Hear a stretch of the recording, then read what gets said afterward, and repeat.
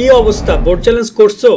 আশা করি অনেকেই board challenge করেছো। এখন প্রশ্ন হচ্ছে রেজাল্ট কবে দিবে এই বোর্ড চ্যালেঞ্জের। আজকে সে টপিকে কথা বলবো। তাছাড়া বোর্ড চ্যালেঞ্জ নিয়ে বেশ কিছু কনফিউশন তৈরি হয়েছে, লাইক বোর্ড চ্যালেঞ্জ করলে নাম্বার কমে কিনা।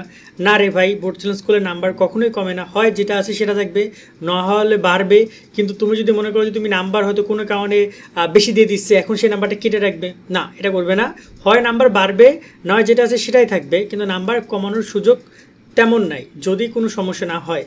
আর একটা ব্যাপার হচ্ছে যে বোর্ড চ্যালেঞ্জ নিয়ে অনেক শিক্ষার্থী অনেক কনফিউজ যে অনলাইনে আবেদন কেমনি কী করবো না করবো, কম্পিউটার দোকান থেকে করবো কিনা, অনেক কথাবার্তা।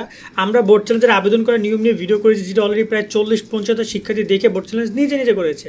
সো তুমি কেন পারবে না? আমি সবসময়ের জন্য তোমাদেরকে এই কাজগুলো করতে বলবো, কারণ অনলাইন আবেদন এটা ওটা নিজে করে ট্রাই করে, এতে করে তুমি শিখবা। ভুল হলে সমস্যা নাই, বাট শিখতে হবে তোমাকে, কারণ আলটিমেটলি তোমাকে কাজ তোমাকে করতে হবে। তুমি বড় হচ্ছে না দিন দিন, এগুলো নিজে করে ট্রাই করো। আমাদেরকে অনেকেই মেসেজ করতেছে, মনে করে আমরা বোর্ড চ্যালেঞ্জ করে দেই। আমি এটা সিঙ্গেল পার্সনেরও বোর্ড চ্যালেঞ্জ করে দেই নাই, কারণ আমি দিব না। আমি দিতে পারি চাইলে তোমাদের কাছ থেকে টাকা পয়সা নিয়ে, কিন্তু আসলে ওই সময়টাও নাই, আর ওগুলো আমি করতে চাই না। আমরা তোমাদের মাঝে ন্যাশনাল ইউনিভার্সিটি কোর্স দিচ্ছি, ওইগুলো তোমরা চাইলে আমাদের সাথে কানেক্টেড হইতে পারো। ওইখানে টাকা পয়সার লেনদেন আছে, এছাড়া এক্সট্রা কোনো টাকা পয়সার লেনদেনের মধ্যে আমি নাই, যে তোমাকে বোর্ড চ্যালেঞ্জ করে দেবো আবার 10 টাকা 15 টাকা কমিশন নিব, ওইগুলোর মধ্যে আমি নাই। দেন আমরা একটা কথা বলি, বোর্ড চ্যালেঞ্জের রেজাল্ট কবে দিতে পারে। তোমাদেরকে আমরা গতকালকে ফেসবুকে একটা ভিডিও আমি দিয়েছিলাম, তোমরা যারা আমাদের পেজে ফলো দিয়ে রাখো তোমরা জানো নিশ্চয়ই, বলেছিলাম যে দয়া করে শিক্ষা মন্ত্রণালয়ের জন্য তোমাদের যে বোর্ড চ্যালেঞ্জটাকে যেন প্রায়োরিটি দেয়, তারা যেন বোর্ড চ্যালেঞ্জটার খাতাগুলো ভালোভাবে পুনর্নিরীক্ষণ করে, যাতে করে অনেক শিক্ষার্থীর রেজাল্ট যেন পরিবর্তন হয়। আমরা এটা অনুরোধ করছি, এবং তোমরাও শিক্ষা মন্ত্রণালয়ের কাছে অনুরোধ করো, ফেসবুক সামাজিক যোগাযোগ মাধ্যমে লেখালেখি করো, যে আপনারা তো বোর্ড চ্যালেঞ্জ এইচএসসি পরীক্ষায় অনেক উন্নয়ন করছেন, একদম সততার সহিত আপনারা রেজাল্টটা দিচ্ছেন, কিন্তু বোর্ড চ্যালেঞ্জের রেজাল্টটা যেন সততার সহিত দেন। সেখানে যেন শিক্ষার্থীরা সঠিকভাবে তাদেরকে তদন্ত করা হয়, যারা যারা বোর্ড চ্যালেঞ্জ করছে, খাতাগুলো যেন সঠিকভাবে দেখা হয়, এই বিষয়টির প্রতি তোমরা জোর দিও। আর রেজাল্ট কবে দিবে এই টপিকটা যদি ছোট্ট করে বলতে চাই, শিক্ষা মন্ত্রণালয় থেকে রেজাল্ট প্রকাশে কোনো প্রকার ডেট এখন পর্যন্ত অ্যানাউন্সমেন্ট করেনি। তবে বিগত বছরগুলোতে আমরা রেজাল্ট নিয়ে যেটা দেখতে পাই, তোমাদের বোর্ড চ্যালেঞ্জ শেষ হয়েছে কবে? শেষ হবে আগামী 23 তারিখে। 23 তারিখের পরে জানা যাবে কত শিক্ষার্থী বোর্ড চ্যালেঞ্জ করেছে। রাইট নাও আমরা ধারণা করছি রেকর্ড পরিমাণ শিক্ষার্থী চলতি বছর বোর্ড চ্যালেঞ্জ করবে।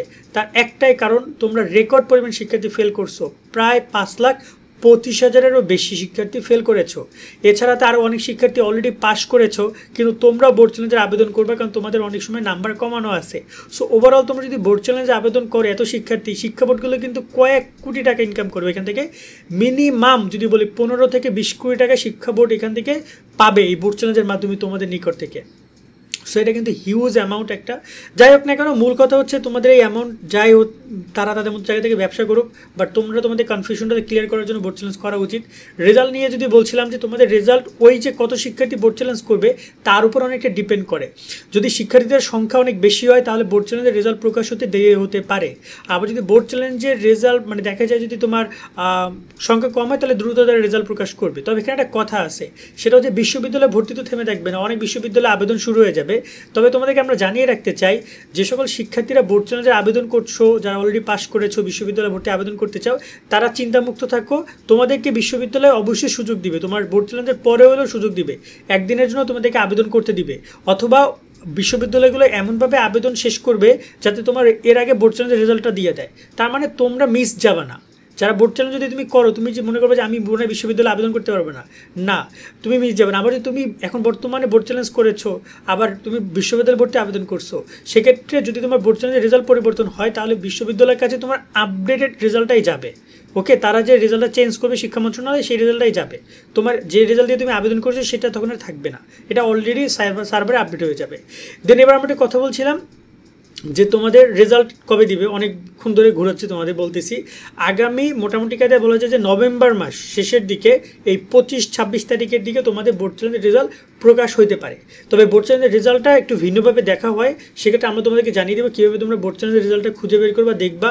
সেক্ষেত্রে তোমাদের আমাদের সাথে যুক্ত থাকতে হবে, এটা আমি তোমাদেরকে পরামর্শ দিব। আর সামনে আরও অনেক আপডেট আসবে, সেগুলো পেতে অবশ্যই আমাদের সাথে তোমরা কানেক্টেড থাকবে। আশা করি তোমাদেরকে আমরা এই ব্যাপারে হেল্প করতে পারবো।